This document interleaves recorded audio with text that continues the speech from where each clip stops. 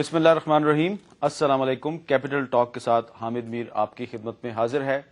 आज इस्लामाबाद में एक बहुत ही अहम डेवलपमेंट हुई है। सुप्रीम कोर्ट बार एसोसिएशन के सदर काजी अनवर साहब ने वफाकी वजीर कानून बाबर अवान साहब के हमरा एक प्रेस कॉन्फ्रेंस किया। आपको याद होगा कि सुप्रीम कोर्ट बार एसोसिएशन के सदर काजी अनवर साहब एक तवील अरसा से बाबर अवान साहब पर यह इल्जाम लगा रहे थे कि वो वकला में चेक तकसीम करते हैं, बार एसोसिएशनों के अहदेदारों को खरीद रहे हैं और उन्हें वो अदलिया के खिलाफ इस्तेमाल करने की कोशिश कर रहे हैं। और बाज़-औक़ात काजी अनवर साहब ने वजीर कानून बाबर अवान पर इंतहाई सख्त जुबान इस्तेमाल करते हुए बहुत ही भरपूर अंदाज में ऐसे इल्जामात लगाए जो कि आमतौर पर बगैर सबूत के नहीं लगाए जा सकते। जरा सुनिए कि काजी अनवर साहब क्या जुबान इस्तेमाल कर रहे थे बाबर अवान साहब के बारे में। वजीर कानून खुद कानून के नाम पे तोहमत है। जी, आपने सुना कि काजी अनवर साहब ने चंद दिन पहले रावलपिंडी बार एसोसिएशन में खिताब करते हुए कहा कि वजीर कानून खुद कानून के नाम पर तोहमत हैं। न जाने क्या हुआ कि सिर्फ 36 घंटे में 48 घंटे में ऐसी क्या तब्दीली आई कि काजी अनवर साहब जो हैं वो बाबर अवान साहब के साथ खड़े होकर इस्लामाबाद में प्रेस कॉन्फ्रेंस कर रहे थे और क्या बता रहे थे, आपको जरा सुनिए। मैंने अपने ऑफिस में अपनी चेयर उनको ऑफर की कि आप बैठें और उन्होंने हमारे एम्प्लॉइज के लिए जिस 10 लाख रुपए का ऐलान पिछली दफा जब वो आए थे मार्च में उन्होंने किया था, वो चेक उन्होंने आज दिया है। बेहद ममनून हूँ, मैंने वो एम्प्लॉइज को चेक दे दिया है।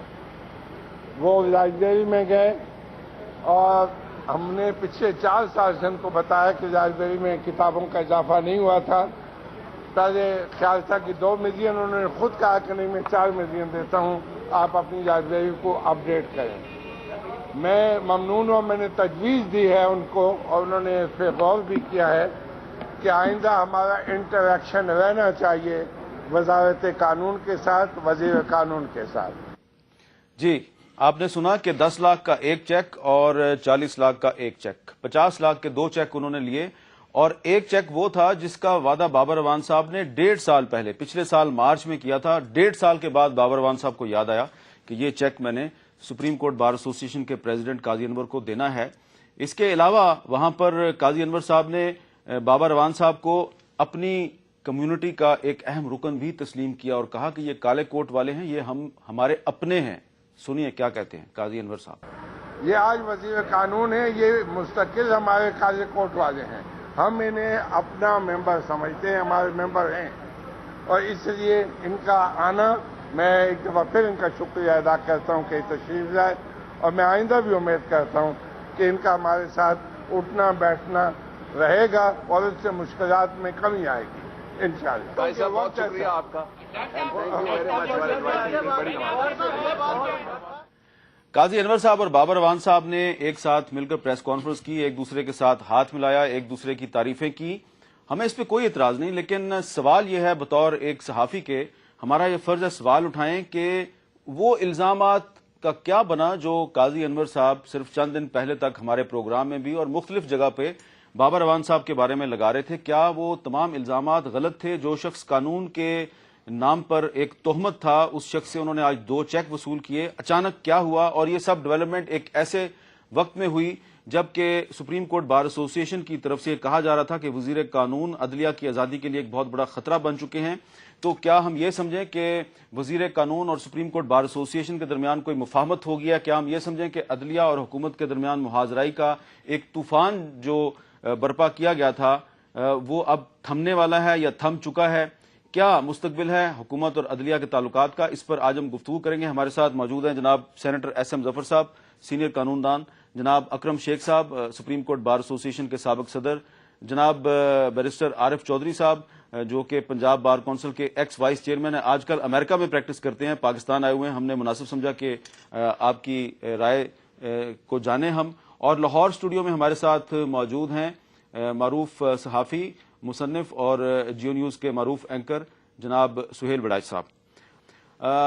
गुफ्तगू का आगाज क्योंकि मैंने काजी अनवर साहब की प्रेस कॉन्फ्रेंस से किया है तो SM जफर साहब से इजाजत लेके मैं चाहूंगा कि पहले जरा काजी अनवर साहब से पूछ लें कि ये क्या हुआ अचानक।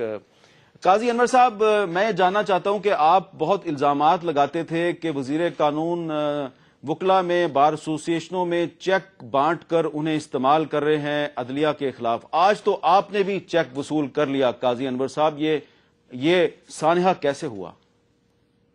سپریم کورٹ بار ایسوسیشن نے کوئی چیک نہیں دیا، نہ ہم نے کوئی چیک مانگا ہے، نہ کوئی چیک دیا ہے۔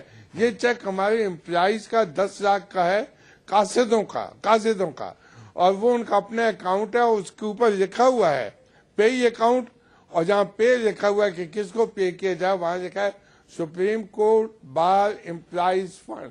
اچھا، تو یہ جو آپ کا سٹینڈ تھا، آپ نے تو خود پریس کانفرنس میں کہا کہ ہم نے لائبریری کے لیے بھی 40 لاکھ 4 ملین کا چیک لے لیا ان سے، چلیں ٹھیک ہے، میں اس میں نہیں پڑتا۔ آپ کا سٹینڈ تھا جو عدلیہ کی آزادی کے حوالے سے، آپ نے الزامات لگائے بہت وزیر قانون پر، اس سٹینڈ کا کیا بنا؟ نہ تو میرے نظریات میں کوئی تبدیلی آئی ہے۔ میں نے پارلیمنٹ کو پہلے بھی کہا تھا کہ اس پارلیمنٹ میں جج ڈگری والے کرپٹ فراڈیے بیٹھے ہیں، آج بھی کہتا ہوں۔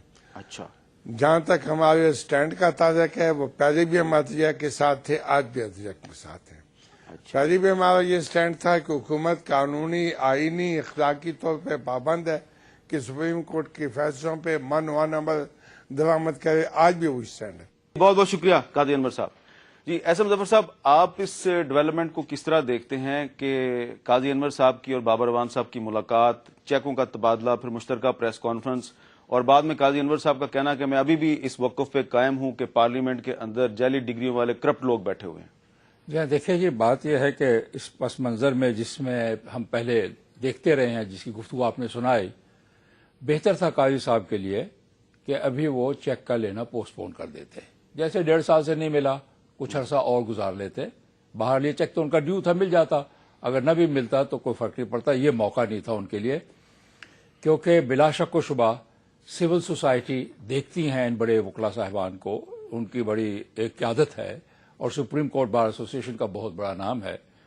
ہم لوگوں کو بڑا اعزاز سمجھتے ہیں جب اس عہدے پہ کوئی پہنچ جائے، اور ان کا احترام ہمارے لیے لازم ہو جاتا ہے۔ ان کے لیے اتنی جلدی، جس طرح ابھی آپ نے بیان کیا، سب کو ایسا لگے گا کہ تضاد ہے۔ ان کا پہلا ایک رویہ مختلف ہے، اب یہ اور ہے۔